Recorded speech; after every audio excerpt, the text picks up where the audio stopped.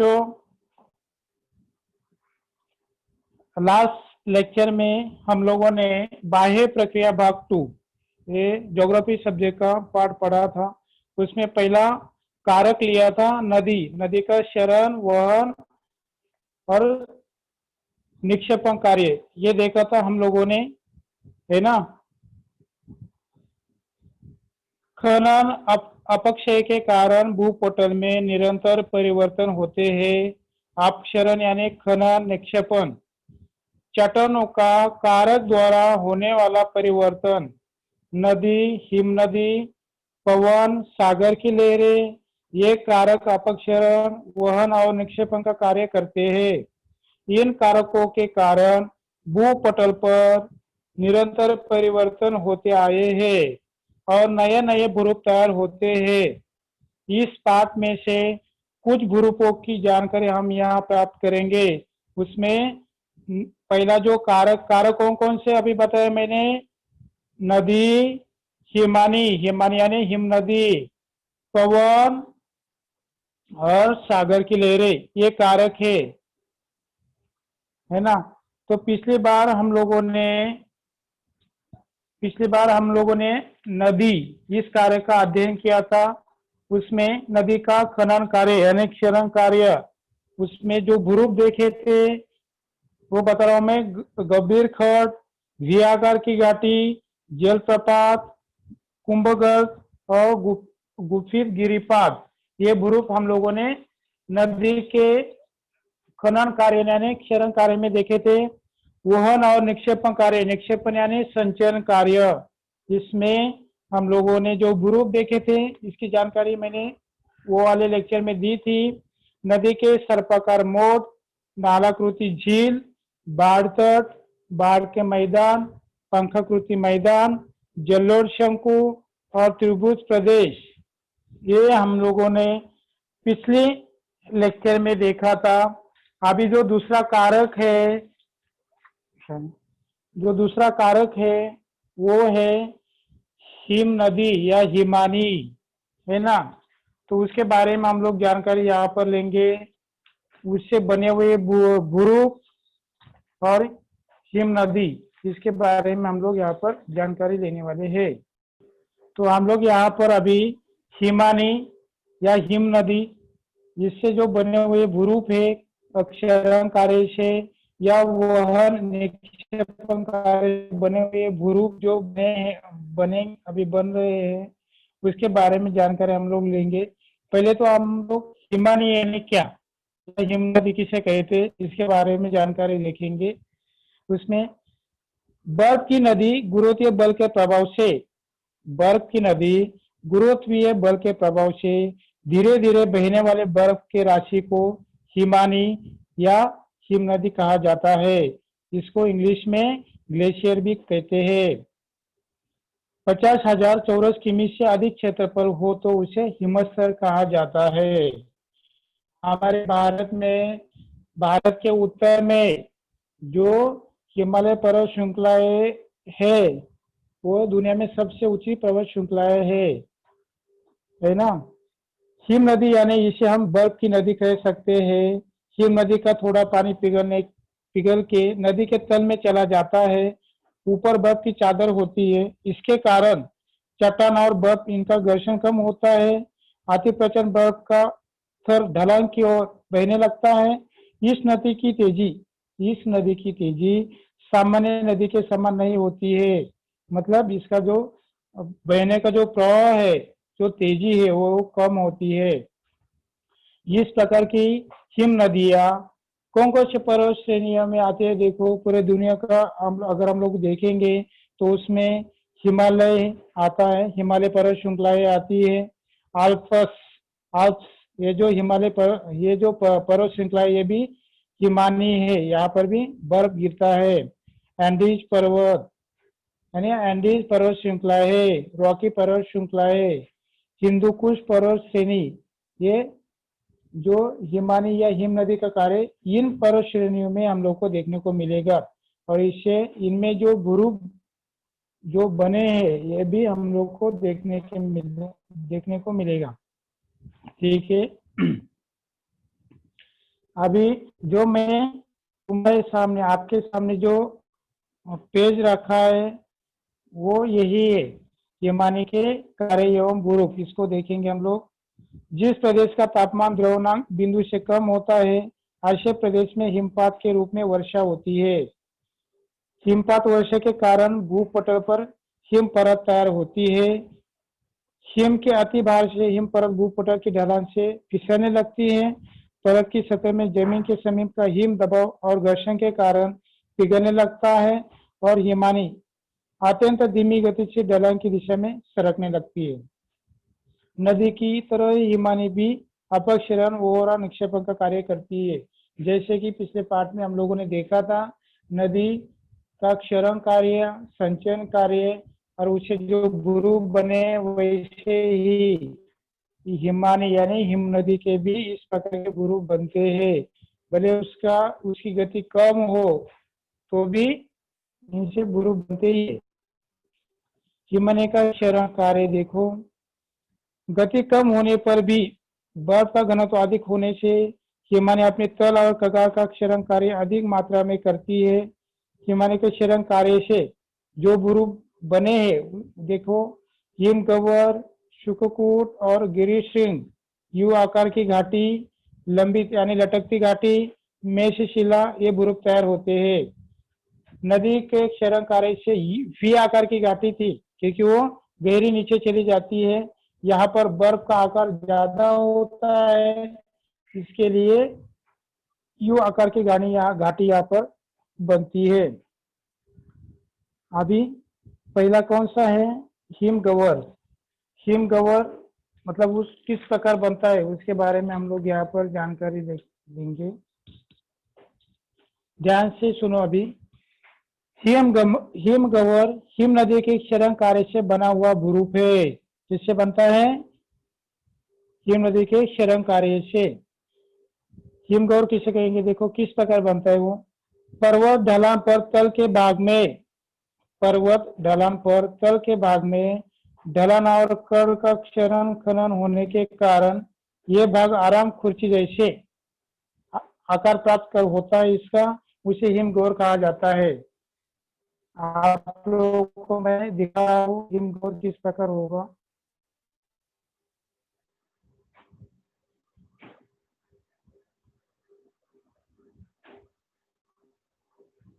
हिमगोर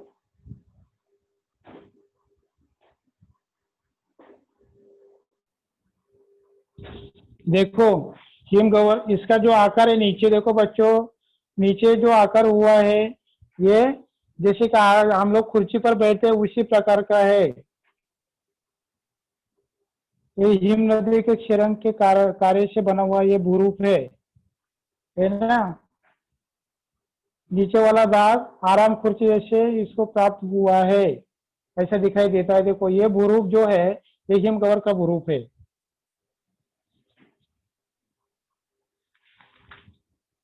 इसके बाद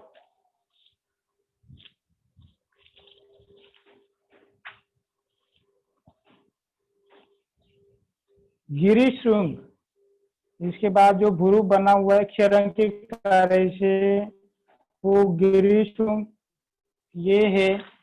गिरिशृंग कैसे बनता है देखो, ये भी एक, बाद में प्रश्न पूछना बच्चों, हाथ ऊपर बाद में करेंगे, 5-10 मिनट में मैं देता हूँ लास्ट में।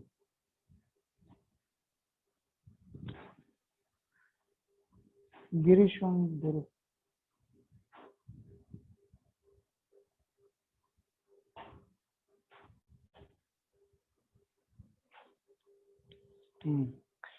ये भी हिम नदी के क्षरण कार्य से बना हुआ ये भूरूप है।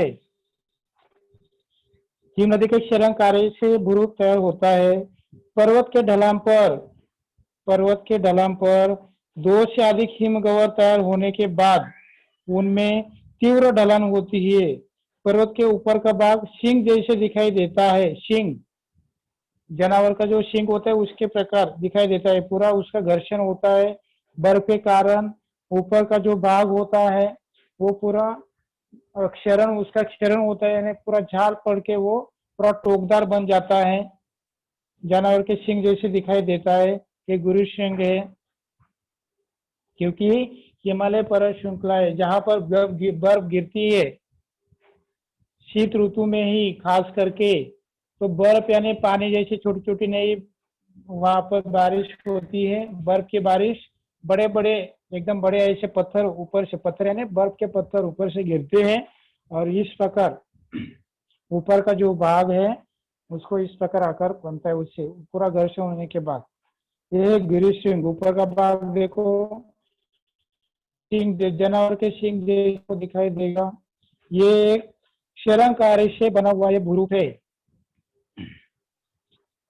ठीक है, अभी इसके बाद शुककूट, ये जो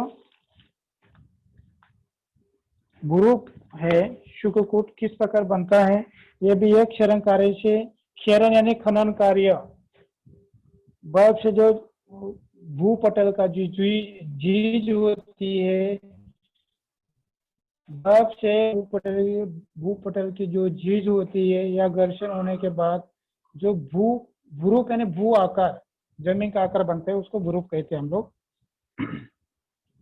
शुककूट ये भी एक भूरूप बनता है हिमानी से, हिम नदी के कार्य से। ये एक क्षरण कार्य है, खनन कार्य से बना हुआ ये भूरूप है शुककूट।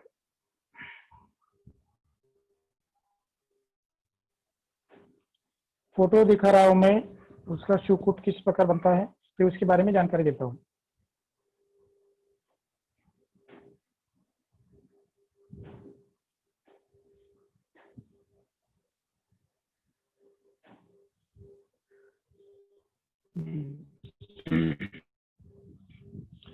हिम नदी के क्षरण या खनन कार्य से बना हुआ ये भूरूप है। पास के दो हिमगोवर के बीच, हिमगोवर हम लोगों ने देखे, पास के दो हिमगोवर के बीच क्षरण के कारण दोनों करवत के जैसे दिखाई देते हैं। ऊपर वाला भाग देखो पूरा करवा जैसे पूरा नोकदार है, ऊपर का जो भाग है पूरा टोकदार है, पूरा लंबा यहाँ से वहां तक बना हुआ है, ये शुककूट है। पास के दो हिमगोवर के बीच क्षरण के कारण दोनों करवत के जैसे दिखाई देते हैं, उसे शुककूट कहा जाता है। एक ग्रुप है, क्षरण कार्य बना हुआ है। ध्यान से सुनो क्योंकि जो जो पिक्चर मैं तुम लोग को दिखा रहा हूँ, ये पिक्चर के माध्यम से ही लास्ट में मैं कुछ क्वेश्चन पूछने वाला हूँ। ठीक है, ये शुककूट ये भूरूप है। पिक्चर देखो किस प्रकार से बने वो मैंने बताया, अभी वापस से बताता हूँ। पास के दो हिमगोवर के बीच क्षरण के कारण दोनों करवत के जैसे दिखाई देते हैं, उसे शुककूट कहा जाता है। ये है शुककूट। इसके बाद यू आकार की घाटी, यू आकार की घाटी जो है, यू आकार की घाटी क्षरण के कारण ही ये बनती है, ये भूरूप है। ये इंग्रजी यू आकार जैसे दिखाई देता है, बर्फ पिघलने के कारण जो हिमालय या हिम नदी से, ऐसे बहुत सारी हिमालय पर्वत श्रृंखला में तुम लोग को यू आकार की घाटी तुम लोग को दिखाई देगी। यू आकार की घाटी देखो, लास्ट में प्रश्न पूछेंगे बच्चों। यू आकार की घाटी,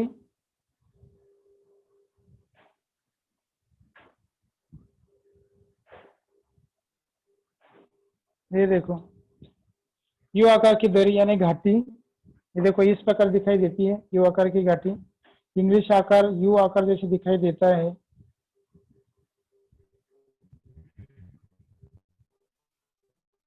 ये यू आकार की घाटी बनता है हिम नदी के क्षरण कार्य से बनता है, याद रखो क्षरण कार्य से ये यू आकार की घाटी ये भूरूप बनता है,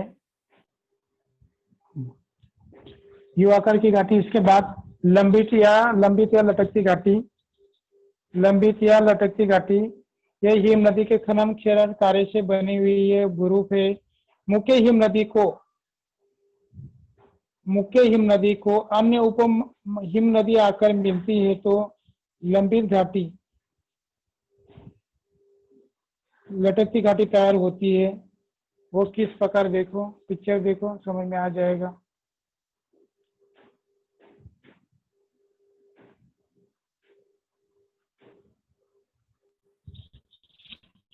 लंबी घाटी देखो, इसके ये जो सामने दिख रही जो नदी है, हिम नदी है, इसके पीछे उसको उप नदियां मिली हुई है, इसके कारण इस प्रकार की लंबी घाटी बनती है।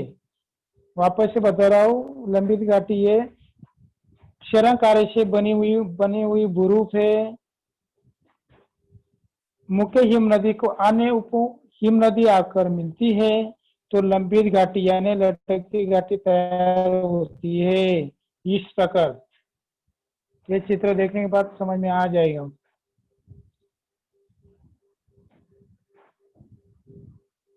इसके बाद मेषशिला, मेषशिला ये हिम नदी के क्षरण कार्य से बना हुआ भूरूप है।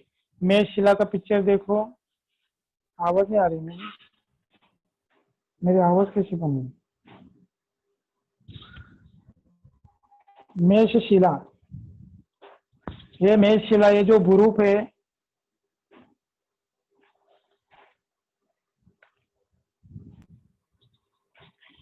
ये देखो ये मेषशिला भूरूप है, मेषशिला भूरूप है। ये भूरूप बर्फ यहाँ पर गिरती है, बारिश होती है बर्फ की, इसके कारण ऊपर वाला भाग ये शिला यानी बड़ा पत्थर है, लेकिन बर्फ ऊपर से गिरने के कारण ये 1 साल का नहीं है, इसको सालों लग जाते हैं।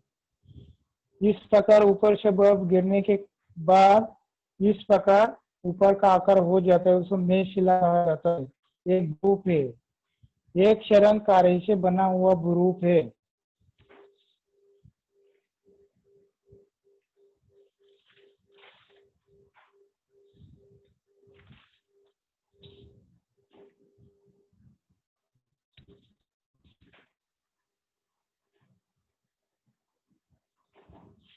वापस से आप लोगों को मैं बता रहा हूँ, ये जो भूरूप देखे इसके बारे में पहला है, पहले हम लोगों ने देखे गिरिशृंग नदी के क्षरण कार्य से बना हुआ भूरूप। पर्वत के ढलान पर 2 से अधिक हिम गह्वर तैयार होते हैं, उनमें तीव्र ढलान होती है। पर्वत के ऊपर का भाग सिंह जैसे दिखाई देता है, उसे गिरिशृंग कहा जाता है। ऊपर का टोकदार, मैंने जो इसके पहले पिक्चर दिखाया था वो ये गिरिशृंग। उसके बाद है कि शुककूट, हिम नदी के क्षरण या खनन कार्य से बना हुआ ये भूरूप है शुककूट। पास के 2 हिम गह्वर के बीच क्षरण के कारण दोनों पर्वत के जैसे दिखाई देते हैं, उसे शुककूट कहा जाता है।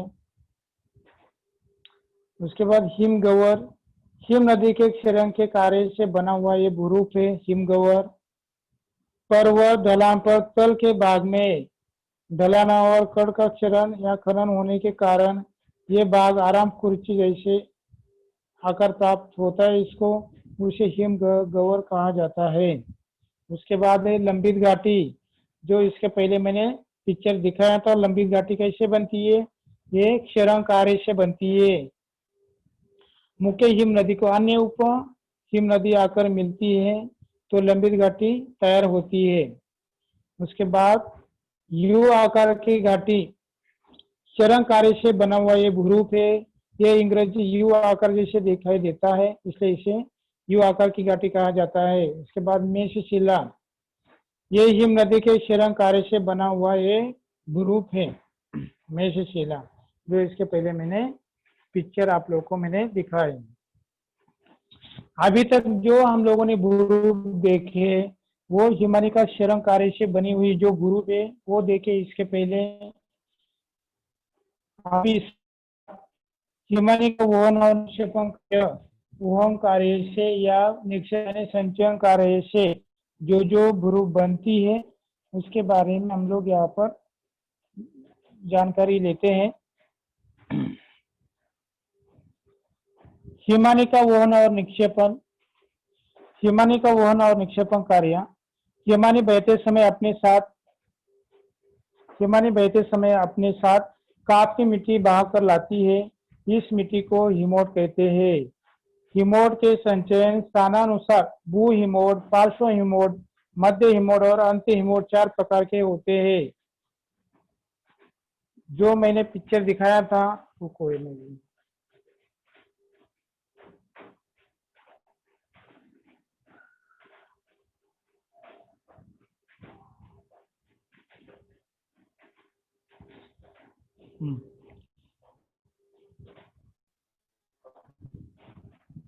जो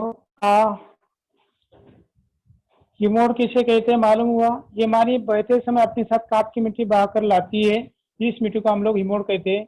हिमोड के संचयन स्थानानुसार भू हिमोड, पार्श्व हिमोड, मध्य हिमोड और अंत हिमोड, इस प्रकार के प्रकार होते हैं। यहाँ पर आप लोगों को दिखाई देगा, जो पिक्चर मैंने यहाँ पर सामने रखा है, मोबाइल आड़ा करके देखना है।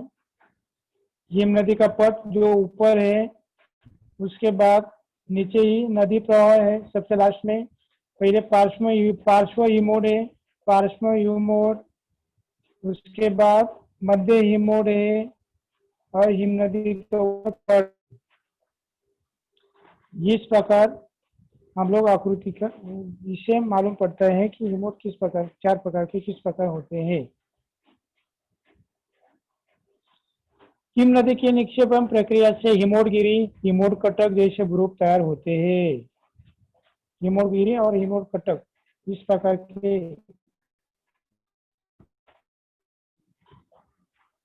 भूरूप यहाँ पर तैयार होते हैं।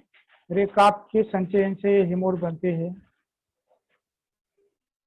पर भूरूप देखते हैं, हिमोडगिरी ये निक्षेपण कार्य से बना हुआ भूरूप है। हिमोडगिरी ये जो भूरूप है, आवाज नहीं, हिमोडगिरी ये जो भूरूप है निक्षेपण कार्य से बना हुआ भूरूप है। बीच बीच में मेरा माइक बंद होता है, मुझे लगता है प्रॉब्लम है।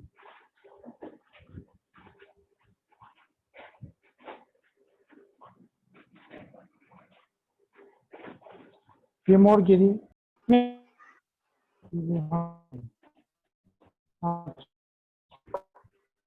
हिमोडगिरी ये जो भूरूप है ये निक्षेपण कार्य से बना हुआ भूरूप है। जो इसके पहले मैंने पिक्चर दिखाया है तो ध्यान से देख लेना, क्योंकि ये पिक्चर के ऊपर ही कुछ प्रश्न है, लास्ट में मैं पूछने वाला हूँ, ठीक है। ये निक्षेपण कार्य से बना हुआ भूरूप है हिमोडगिरी। हिमोड के कारण बनी हुई लंब गोलाकार पहाड़ी को हिमोडगिरी कहा जाता है। हिमोड के कारण बनी हुई लंब गोलाकार पहाड़ी को हिमोडगिरी कहा जाता है। जो अभी पिक्चर देख रहे हैं हिमोडगिरी है। ये लंब गोलाकार ऐसी पहाड़ी आप लोगों को दिखाई देगी। ये हिम नदी के कारण क्षरण निक्षेपण के कारण बनी हुई ये पहाड़ी है हिमोडगिरी। एक प्रकार का एक ग्रुप है। इसके बाद हम लोग देखेंगे हिमोडकटक। हिमोडकटक ये निक्षेपण कार्य से बना हुआ भूरूप है हिमोडकटक।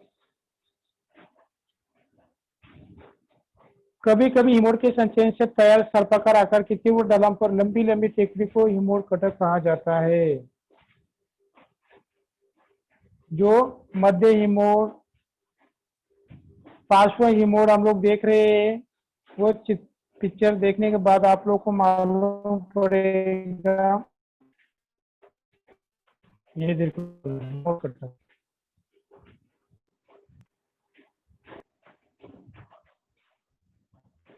हिमोडकटक पिक्चर दिखा रहा हूं मैं आपको हिमोडकटक का। हिमोडकटक ये देखो, ये निक्षेपण कार्य से बना हुआ एक भूरूप है नदी की। हिम नदी के निक्षेपण कार्य से बना हुआ हिमोडकटक एक भूरूप है।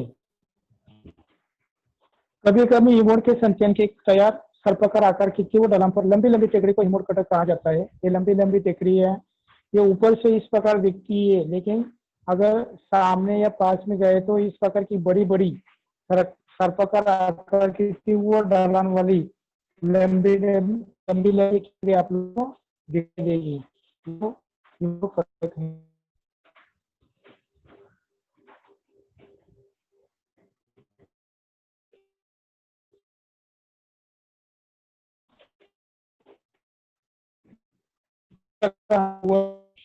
के कार्य रूप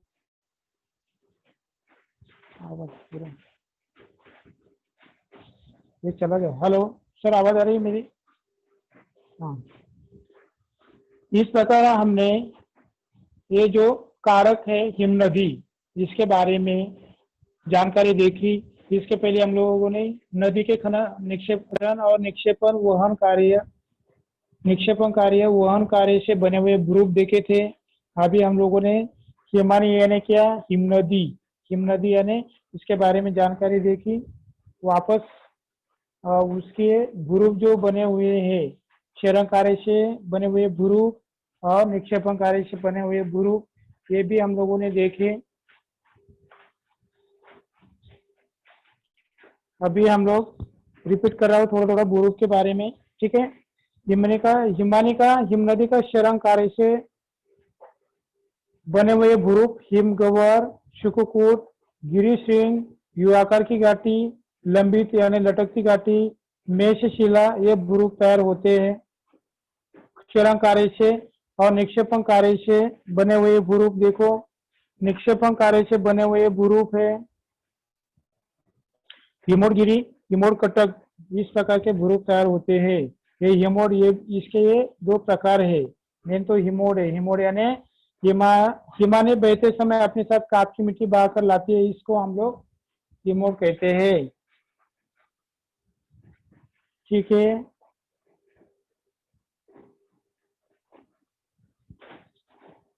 हाँ चलो, अभी जिसको प्रश्न या कुछ पूछना है वो पूछ लेना, बाद में मैं कुछ प्रश्न पूछता हूँ, आप लोगों को समझ में आया कि नहीं, ठीक है। हाँ चलो, हेलो,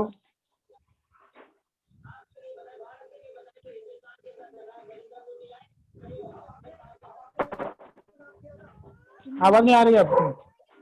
रेशमा बहादुर,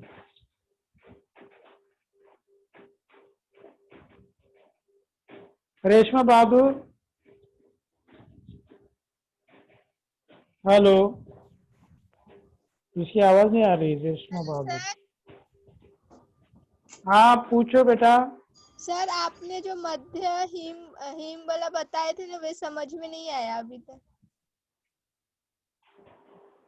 मध्य और पार्श्व हिमोड हाँ वाला, सर। हाँ देख, हाँ तो मैं अभी सामने रखता हूँ, ठीक है, फिर समझा देता हूँ, रुको 1 मिनट खाली, पिक्चर सामने रखता हूँ, समझ में आ जाएगा। हाँ सर। 1 मिनट वही देख, इससे मालूम पड़ेगा। देखो बीच में जो ऊपर है मध्य हिमोड बताया है, पार्श्व हिमोड यानी पार्श्व पहले वाला हिमोड ज्यादा ऊंचाई वाला होता है, ठीक है। मध्य हिमोड वहां पर ये ऊपर से इस प्रकार दिखाई देते, लेकिन बड़े बड़े यहाँ पर एकदम बड़े ऐसे पहाड़ बने हुए हैं रेत के ऐसे। और पार्श्व एवं मध्य हिमोड है ना, मध्य हिमोड ऊपर दिखाई दे रहा है, पार्श्व मोड इस साइड में है, नीचे वाली साइड में, ठीक है। किससे बनते हैं मालूम है ना, हिम नदी बहते समय अपने साथ काप की मिट्टी बहाकर लाती है, इसे हम लोग हिमोड कहते हैं। काप की मिट्टी से बने हुए ये हिमोड, मध्य हिमोड और काप की मिट्टी। काप क्या होता है समझ सर? में आया बेटा? अरे सर हाँ, काप क्या होता है? काप यानी मिट्टी, मिट्टी मिट्टी। Hello sir. हाँ,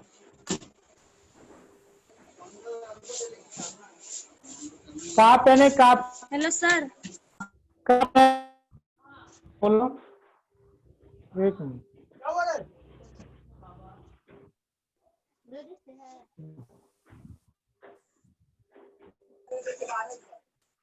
कौन है अभी?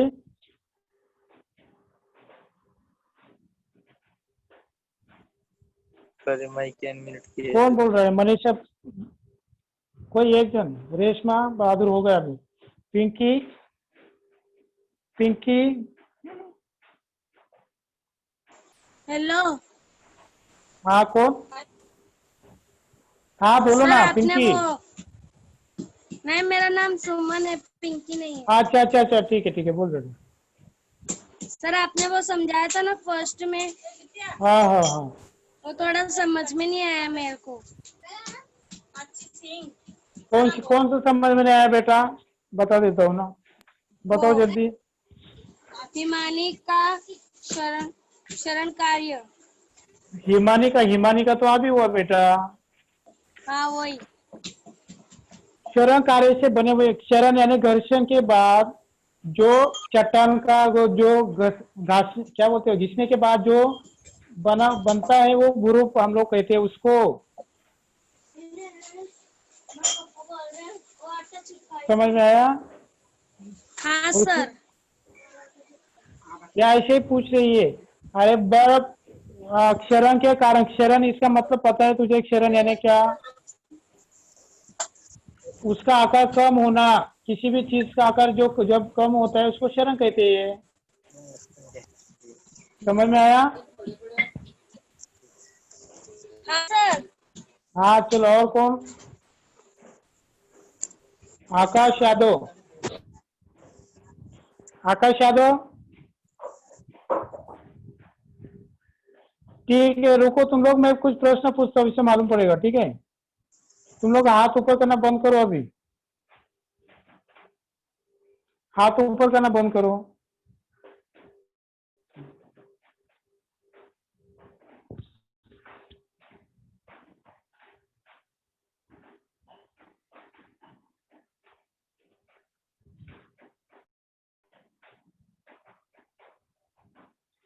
हाथ ऊपर, एक मिनट। ये रखो।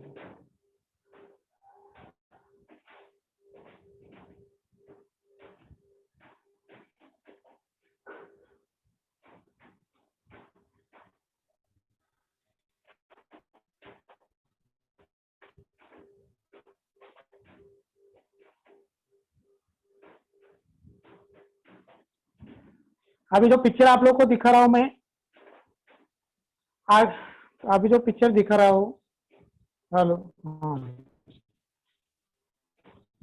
हिमगौर और गिरीशृंग, आगे दिए गए छायाचित्र में हिमानी के कुछ भूरूप दिखाए हैं, वो भूरूप कौन से कार्य द्वारा तैयार हुए होंगे? इसे नीचे चौकट दिया है, किताब में भी दिया हुआ है, वो आप लोग को बताना है। अभी ये मेरा क्वेश्चन है कि ये जो हिमगौर और गिरीशृंग है, ये जो भूरूप है, ये कौन से कार्य द्वारा तैयार हुआ है? शिवम, ये जो भूरूप सामने दिख रहा है आप लोग को, ये कौन से कार्य द्वारा तैयार हुआ है? कौन बताएगा मुझे? गिरीशृंग और हिमगौर। प्रीति, प्रीति बताओ बेटा। हाँ, हिमगौर और गिरीशृंग ये कौन से कार्य द्वारा तैयार हुआ है? सर हिम क्षरण कार्य द्वारा। यस, क्षरण कार्य द्वारा ये तैयार हुआ है। गुड। दूसरा प्रश्न है, फोटो ये करने के लिए टाइम देते हैं।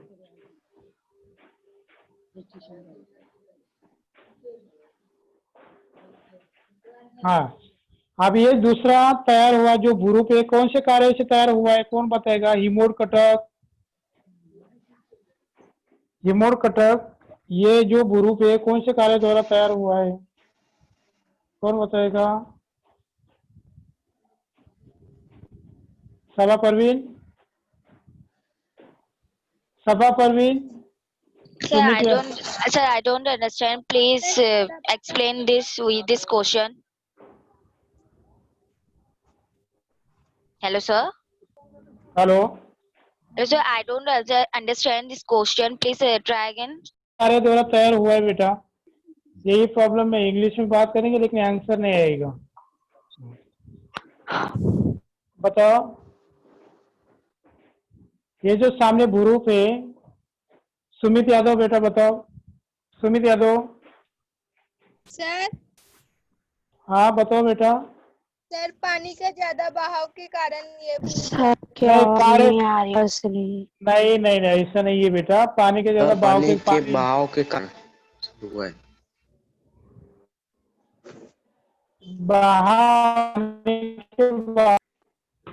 वो दो ही शब्द है ऐसे, वो हम यूज कर सकते हैं। बहाव का वो ठीक है, लेकिन पानी से नहीं बना है वो।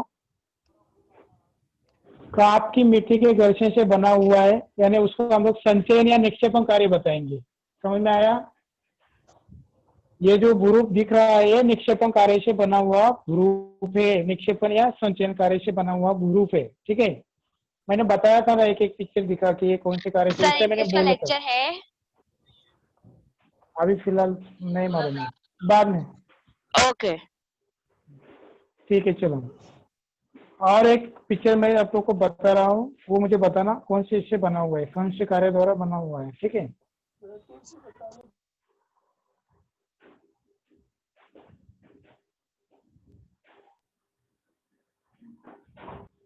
ये जो लंबित घाटी है, लटकती घाटी, ये किस भू स्वरूप से बनी हुई है, मतलब ये कौन सा प्रकार कैसे बनी है, कौन से कार्य द्वारा तैयार हुई है लटकती घाटी, बताएगा।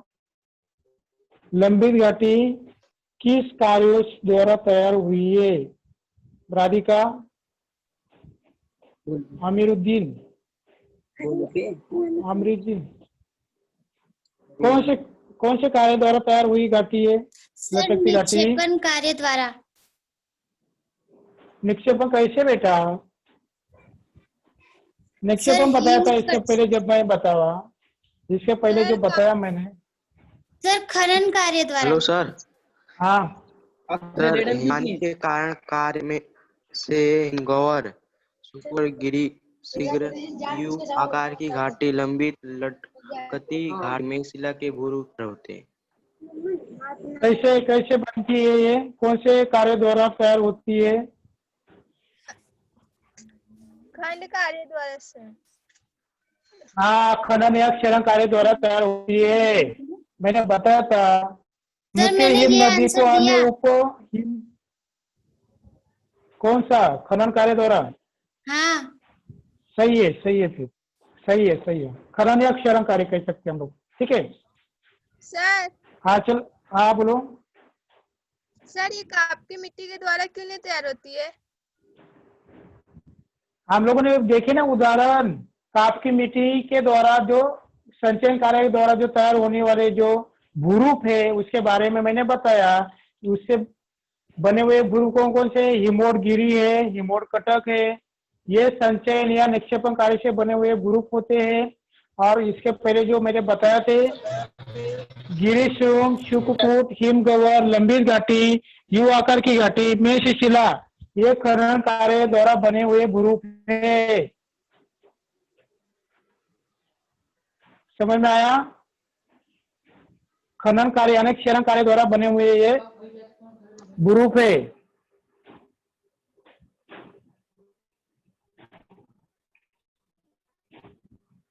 हिमोड गिरी कौन से कार्य द्वारा बनी हुई ये? सुमित, सुमित, कौन से कार्य द्वारा बनी हुई है भूरूप है, तैयार होती है हिमोड गिरी? सुमित, सर निक्षेप। चरण कार्य द्वारा। हाँ, कौन से कार्य द्वारा? निक्षेपण कार्य द्वारा, ठीक है। हाँ सर। निक्षेपण कार्य द्वारा बनती है। हाँ, अभी समझ में आ गया? कुछ पूछना है? Hello, yes sir. कुछ क्वेश्चन पूछना है तो पूछो मुझे, जो समझ में नहीं आया होगा वो। सर निक्षेपण कार्य किसे कहते हैं? निक्षेपण कार्य यानी संचयन कार्य। संचयन होता है, काप की मिट्टी हो चाहे कंकड़ हो, इसका निक्षेपण एक जगह, जैसे हम लोगों ने नदी के कार्य में देखा था ना, पंखाकृति जो भूरूप तैयार हुआ है, वो निक्षेपण कार्य द्वारा बना हुआ है, यानी संचयन कार्य से। संचयन यानी किसी एक जगह इकट्ठा होना, उसको संचय बोलते हैं। समझ में आया? और हाँ सर, और खनन कार्य? खनन यानी घर्षण, क्षरण कार्य यानी घिसना, घिस घिस के उसका लंबाई चौड़ाई कम हो जाना, उसको क्षरण बोलते हैं हम लोग। ओके। और